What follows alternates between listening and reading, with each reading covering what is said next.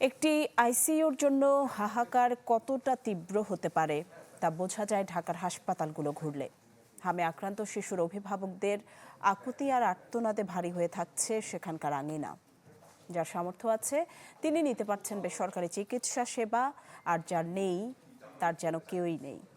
জীবন সংগ্রামের এই দোলাচলে প্রতিদিনই কারো কারো সন্তান হারিয়ে যাচ্ছে চিরদিনের মতো।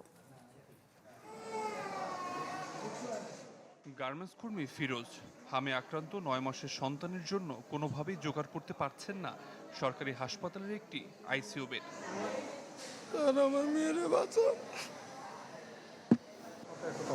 বেসরকারি চিকিৎসা কেন্দ্রের বিলের সাথে আর না পেরে প্রথমে ছুটে যান শিশু হাসপাতালে।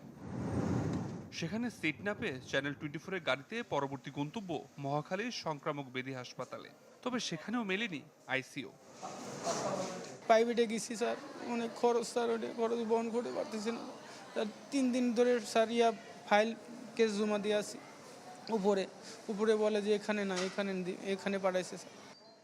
রাজধানীর বিভিন্ন হাসপাতালে হামে আক্রান্ত এমন হাজার হাজার শিশুর অভিভাবকদের জীবন কাটছে সীমাহীন দুশ্চিন্তায়।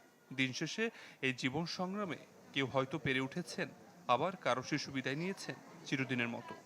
অনেক আর শেষ নেই, কালকে সারা রাতটাই রাস্তায় ছিলাম। কষ্টেই তো আছি, অভিভাবকরা কষ্টে না থাকলে শিশুদের এই জটিল পরিস্থিতির জন্য টিকা না পাওয়া ও অপুষ্টিকে দুষলেন সংক্রামক ব্যাধি হাসপাতালের এই চিকিৎসক।